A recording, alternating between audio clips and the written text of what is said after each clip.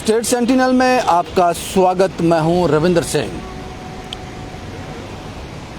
बहुत ही अहम इशू हैं, बहुत ही अहम मुद्दे हैं जिन पर आज हम बात करेंगे। खासकर दो मुद्दे, ज़्यादा वक्त नहीं लूँगा आपका मैं। विश्लेषण करना ज़रूरी हो जाता है कि ऐसा क्यों हो रहा है।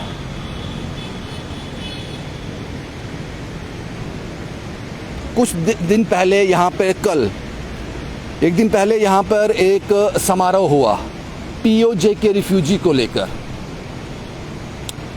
ये खुशी की बात है कि 75 साल के बाद किसी को तो याद आई उन रिफ्यूजियों की, उस पर भी बात करेंगे। उससे पहले जो बड़ी गंभीर समस्या है, वो समस्या ये है जनाब, रुपया अब तक सबसे निचले स्तर पर $1 की कीमत इंडियन रुपीस में आंकी जाए तो 77 रुपये 40 पैसे। अब तक इतना रुपया नहीं लुढ़का जितना आज मार्केट बंद हुई है, और ये चिंता का विषय है। किसी भी देश की अर्थव्यवस्था के लिए ये संकट है, ये चिंता है। अब सवाल ये है, ऐसा क्यों? इसके दोषी कौन है? कहां पे गलतियां हो रही हैं? आरबीआई ने इस पर चिंता जताई है, और ये भी देखा जा रहा है कि आने वाले दिनों में इसका असर जो है वो आम आदमी पे पड़ेगा, मुझ पे और आप पे पड़ेगा। महंगाई दर बढ़ जाएगी, सीधा बोझ जो आम आदमी पे आ जाएगा। और हम लोग क्या बता रहे हैं? हम लोग नेशनल चैनल पर, आप हैरान हो जाओगे, वो कहते हैं जनाब ताजमहल मकबरा है या मंदिर? इस सोच को समझिए। आरबीआई ने चिंता जताई है कि रुपए की कीमत डॉलर के मुकाबले में इतनी गिर गई, लेकिन हम टीवी जगत के लोग ये बता रहे हैं कि ताजमहल जनाब मकबरा है या मंदिर है। हम उस पर बात कर रहे हैं। ये सोच है, ये सोच है कि आम जनता का ध्यान इस ओर से हटा लिया जाए, और सबसे ज्यादा कसूरवार इसमें हम लोग हैं, हम मीडिया वाले सबसे ज्यादा कसूरवार। पता नहीं वो जर्नलिज्म कहां चला गया जिसमें सवाल पूछे जाते थे। जब कोई इस तरह की चीजें सामने आती थी तो एक पॉलिटिशियन, एक ब्यूरोक्रेट, एक जिस पर रिस्पॉन्सिबिलिटी होती थी, वो डर जाता था मीडिया से। अब मैं क्या जवाब दूंगा इनको? मुझे इनका सामना करना है, मेरे पास बड़े सवाल आ जाएंगे अब आगे। हम वो काम कर ही नहीं रहे, हम कुछ और कर रहे हैं। हम कुछ और कर रहे हैं ताकि सर्वाइवल होता रहे, हम पर कोई आंच ना आए। कल को हम पे कोई आंच आ जाए तो जिन लोगों को हमने खुश किया हुआ है उनसे काम ले सकें। जर्नलिज्म तो कहीं है ही नहीं, वो नहीं है कहीं पे। आप इस बात को समझिए, अर्थव्यवस्था चरमरा गई है, और ये पहली बार हुआ है कि रुपए की कीमत इतनी गिर गई। आरबीआई ने चिंता जताई है इस पर, और इसका सारा जो बोझ है आम आदमी पे आ जाएगा, उसकी जेब पर। इस अर्थव्यवस्था को अगर बैलेंस करना है तो उससे लेना पड़ेगा। कुछ देर पहले मैंने सुन रहा था, हमने कहा वाहवाही बटोरने के लिए हमारा जो इंपोर्ट है जनाब, एक्सपोर्ट, हमारा जो एक्सपोर्ट है वो इतने % बढ़ गया। इस साल में इतना था, इस साल में अब इतना हो गया, बढ़ा दिया हमने एक्सपोर्ट। हम बाकी देशों को सामान बेच रहे हैं, उससे हमारी अर्थव्यवस्था मजबूत हो रही है, बाहर की करेंसी आ रही है हमारे पास। लेकिन आप ये बताना भूल गए कि इंपोर्ट कितना कर रहे हो। एक्सपोर्ट से ऑलमोस्ट डबल हम इंपोर्ट कर रहे हैं, खरीद रहे हैं, और उसके लिए जो कीमत चुकानी पड़ती है वो डॉलर में चुकानी पड़ती है।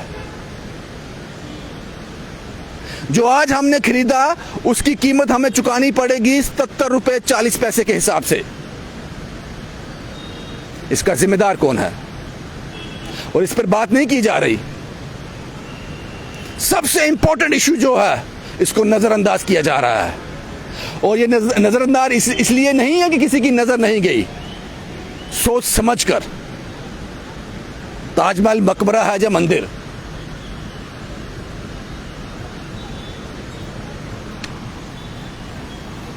महंगाई की कोई बात नहीं करता, क्योंकि आम आदमी से जुड़ा हुआ मैटर है ये।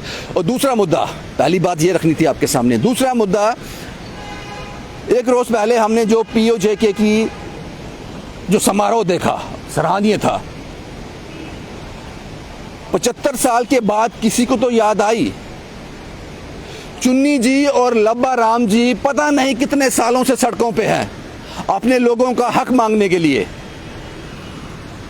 अपने लोगों का हक मांगने के लिए पता नहीं कब से, कितनी धूप, कितनी गर्मी, कितनी सर्दी उन्होंने फांक दी।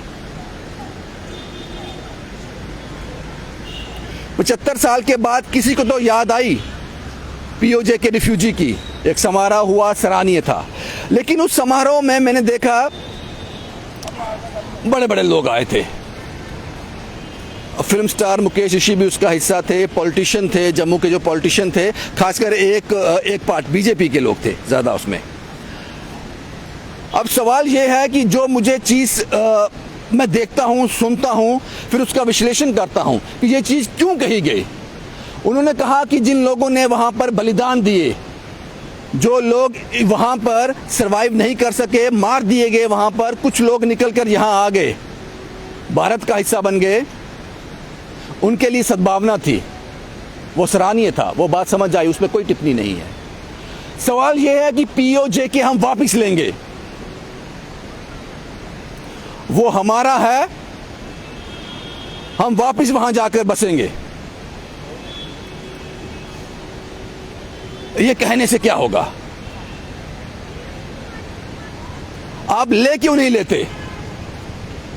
आप पूछोगे जनाब आप ये क्यों कह रहे हो? आज आपके पास मेजॉरिटी है सेंटर के पास, क्या पता कल हो ना हो। आज आपको किसी से परमिशन नहीं लेनी है, सब कुछ आपके कंट्रोल में है, जो आप डिसाइड करोगे वही हो जाएगा। आप किस चीज का इंतजार कर रहे हो?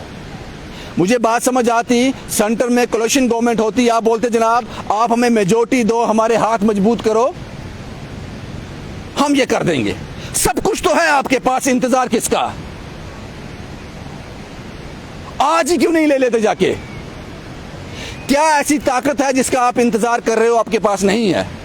और कल को क्या आ जाएगी जो आप कहते हो हम ले लेंगे? सब कुछ तो है आज, जो आज है इससे ज्यादा कभी नहीं होगा। सेंटर में एक मजबूत सरकार है, एक मजबूत प्रधानमंत्री हैं। मजबूत प्रधानमंत्री इसलिए कह रहा हूं कि आप मेजॉरिटी में हो, किसी से पूछना नहीं है आपको फैसले लेने से पहले। तो आज क्यों नहीं? हम ले लेंगे, हम लेने जा रहे हैं। हो सकता है कि 2024 के बाद पॉसिबिलिटी है, जितने मजबूत आप हो ये मजबूती ना रहे, और इससे मजबूत आप हो नहीं सकते क्योंकि आप फुल मेजॉरिटी में हो। अगर दोबारा आप फुल मेजॉरिटी में आते हो तो इतनी ही पावर आपके पास तब भी होगी। तो आप ये क्या कह रहे थे कि हमें वो लेना है, हम ले लेंगे, तो ले लो जनाब।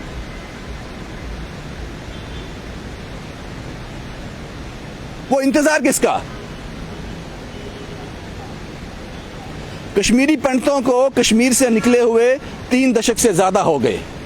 कश्मीर हमारा ही हिस्सा है भारत का, वहां हमारी ही पुलिस है, हमारी ही आर्मी है। आज तक हम कश्मीरी पंडितों को वापस अपने ही देश के हिस्से में नहीं भेज पाए। आज भी वहां पर कत्ल हो रहे हैं हिंदुओं के, आज भी वहां पर सरपंच पंच मारे जा रहे हैं। उसमें से कई मुस्लिम सरपंच भी थे। वो टेररिस्ट नहीं देखता है हिंदू है मुसलमान है। आप उस पर कंट्रोल नहीं कर पा रहे जो हमारे देश का हिस्सा है, जिस पर हमारा शासन है, हमारी फौज है वहां पर, हमारी पुलिस है वहां पर, हमारी सरकार है वहां पर। वहां हम कश्मीरी पंडितों को वापस नहीं भेज पा रहे, 3 दशक से ज्यादा हो गए। जो पाकिस्तान के पास है, चुनाव आने वाले हैं, जो पाकिस्तान के पास है वो हम ले लेंगे, चुनाव आने वाले हैं।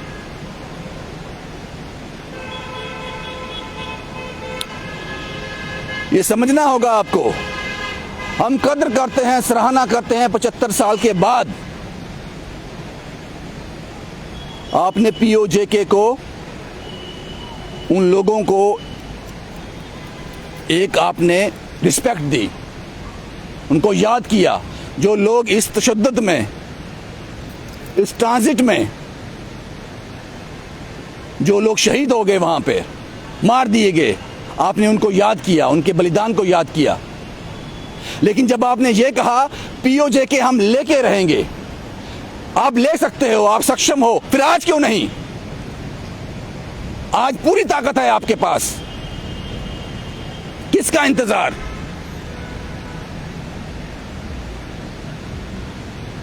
मेरी बात को समझिएगा, चुनाव आने वाले हैं।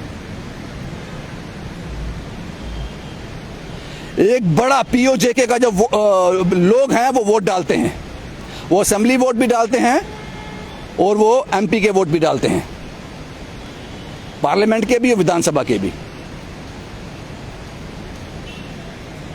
अगर आप लोग सेंटर में जो गवर्नमेंट है भारतीय जनता पार्टी की, एक मजबूत गवर्नमेंट है, अगर वो कोलिशन में होती, किसी के सहारे गठबंधन में होती, तो मैं इस बात को मान लेता। जनाब ये कहने की कोशिश कर रहे हैं आप हमारे हाथ मजबूत कर दीजिए, हमारी एक मजबूत गवर्नमेंट बना दीजिए। लोगों से कह रहे हैं हम ये पीओजेके ले लेंगे। आपको, आपके हाथ मजबूत हैं। मुझे नहीं लगता कि इससे सुदृढ़ और मजबूत सरकार आज से पहले रही होगी। और एक मजबूत प्रधानमंत्री नरेंद्र मोदी, तो ले लेंगे क्यों? लेने के बाद कहो आकर के हमने ले लिया जनाब। इसीलिए मैंने इस पर विश्लेषण किया। कश्मीरी पंडितों को 3 दशक से ज्यादा हम वहां रिहेबिलिटेट नहीं कर पाए अपने ही देश के हिस्से में, और यही जर्नलिज्म है, यही एक जर्नलिस्ट का काम है। जब एक बात किसी ब्यूरोक्रेट, किसी पॉलिटिशियन के मुंह से निकले, उस बात का विश्लेषण करना, ये क्यों कही गई, किस वक्त कही गई। शायद इसी को इन्वेस्टिगेशन जर्नलिज्म कहते हैं।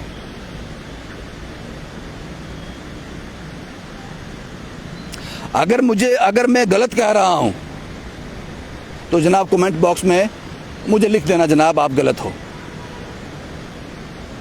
वो हमारा हिस्सा है, इसमें कोई दो राय नहीं है।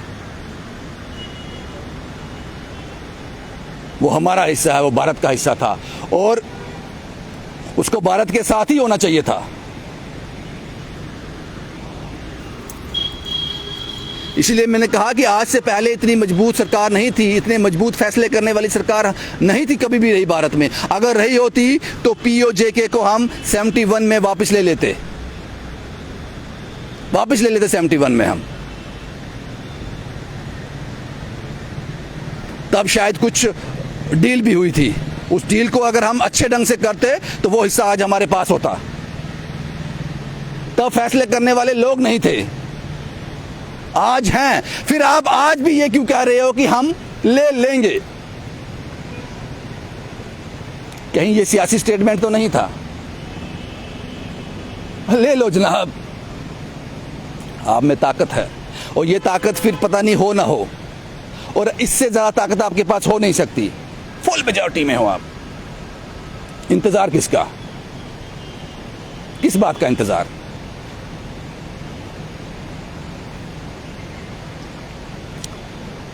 आज शायद भारतीय जनता पार्टी के एक बड़े नेता, जम्मू के एक बड़े नेता ने यह भी कहा था कि चुनाव 5-6 महीने में होने वाले हैं। तो जाहिर सी बात है इस तरह के स्टेटमेंट आएंगे और लोगों को समझना होगा, क्योंकि जब तक मुझे यहाँ तक समझ आएगा, और वैसा नहीं है कि ये रिपोर्ट मेरे यहाँ से गाड़ी से उतरा, यहाँ पे आया, रिपोर्ट कर दी। मैंने आज पूरा दिन लगाया इस विश्लेषण में, पूरा दिन इसमें खर्च किया है अपना। और दूसरा जो पहला मुद्दा हमने डिस्कस किया था, पहली बार रुपया इतना निचले स्तर पर डॉलर के मुकाबले में, लेकिन हम टीवी स्क्रीन पे दिखा रहे हैं ताजमहल मकबरा था जब मंदिर। आरबीआई ने चिंता जताई है इस पर, इस पर चिंता जताई है और इसकी जो भरपाई करनी है वो आम आदमी ने करनी है। महंगाई दर बढ़ने वाली है, पेट्रोल डीजल बढ़ने वाले हैं और ख़ासकर जो खाने पीने की चीज़ें हैं वो बढ़ने वाली हैं। जिम्मेदार कौन, ये फैसला आप कीजिए। शुभम कुमार के साथ Ravinder Singh, the state sentinel के लिए।